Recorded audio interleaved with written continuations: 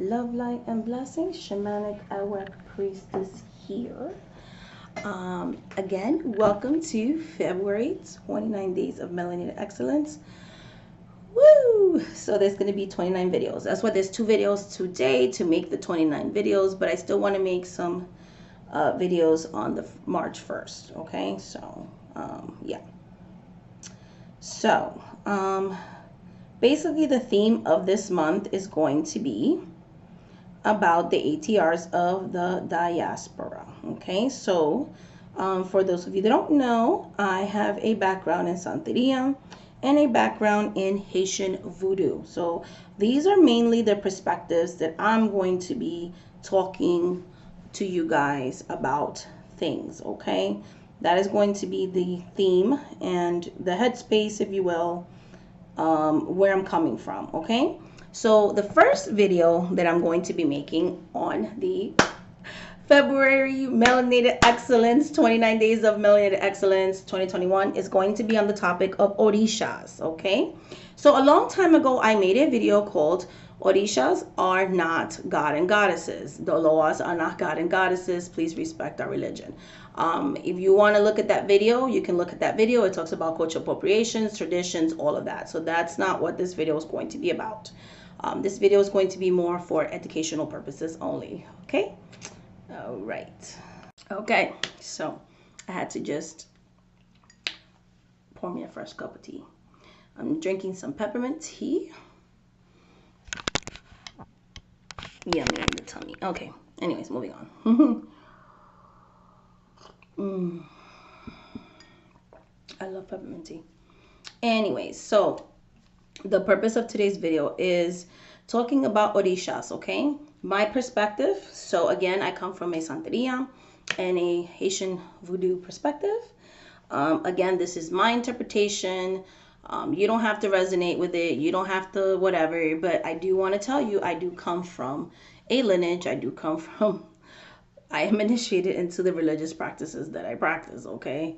So on and so forth. Anyways, moving on. So, Orishas, to me, and the way that I was brought up and the godparents that I've had and the mentors that I have never been aligned with goddess and gods. And I see this all over YouTube, and I'm pretty much tired of talking about it.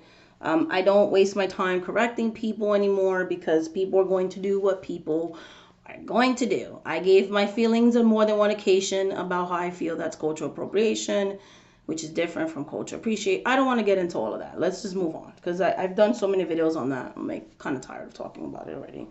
I feel like if some people don't get it at this point, they just don't want to get it. So with that being said, Orishas are more in line with, and I'm going to try to explain this so maybe most of you guys who maybe are outside of their tradition or whatever the case may be, to me are more like fae energies.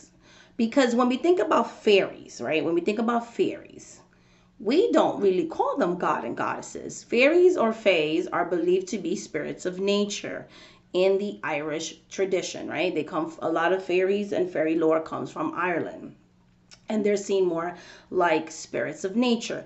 This is in the same way that I view, for the most part, Orishas, okay? I view them as spirits of nature and in some cases as ancestral spirits because some of them, like for example, Shango was a real human person. He was a king of the Oyo people who died and was made to be forever honored as an Orisha because they literally made him elevate into a deity. They deified this king. That's how loved he was. That's how powerful he was in real life and all these things. So then this king is later called Chango or Shango. Depending on where you're from, that's how you pronounce it. And also spelling of Orisha's names may vary to region, okay? So that's an example. He was a human person. So therefore he became a deity. So therefore he's more of an ancestral spirit. But some Orishas have never been human. Some Orishas are very closely spirits of nature. You have Orishas that have to do or symbolize or believed to live in the ocean. Yemaya is believed to be not only a mermaid, right? In some cases, a siren or a mermaid, right? And she lives in the ocean, so the element of water. She is a spiritual entity of the waters, of the oceans. Oshun is the Orisha of the rivers, of the sweet waters, you know. You have Oya who rules over the cemeteries. Okay, they have their stories of how that came about, but she rules over the cemeteries. So a lot of people will go to the cemetery and venerate her there, or give offerings to Yemaya in the ocean, or give offerings to Oshun in the sweet rivers, right? They all have their natural and nature correspondences. There are over 400 and counting Orishas. Okay, there's a lot. I know mostly everybody talks about Oshun and Yemaya, but again, there's 401 different types of Orishas. There are many, many, many Orishas. There's over 100, there's over 125, if not more, Loa. So there's a lot, these spirits, there's a lot of them, okay? And they're more to me in tune with nature because Yemaya also represents the moon, one of her correspondences, you know, and things like that. They say Oshun can be represented by vultures, or she can be represented by peacocks.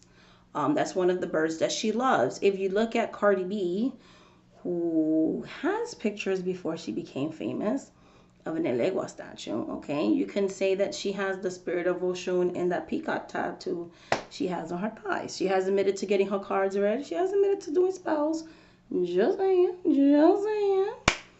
Love me some Cardi B, so it's all love here. But you know what I mean? So, yes. So, yeah. So, to me, if it makes it easier to understand, they're more spirits of nature, or in some cases, ancestral spirits. So therefore, an ancestor is not a god or goddess. A fae is not a god or goddess. So that's really how I grew up seeing them, because Olondumbare, okay, is believed to be the supreme god, the supreme being that created all these other extensions and spirits that are assigned to different aspects of our lives. And the creator even made Elegua. No spirit can be contacted without the permission of Elegua. He is the beginning and the end. There are certain reasons why. He has one foot in life and one foot in death, okay? You cannot come through any spirits, or no spirits are allowed to eat, or nothing can be done without his permission. This is the road opener spirit. So again, and that's why a lot of people say go to the crossroads. In some cases, you know, the people put candles on trees, okay? In some cases, when they talk to God, you see some they don't salute the sun in the morning, okay? Because God is symbolized by the sun.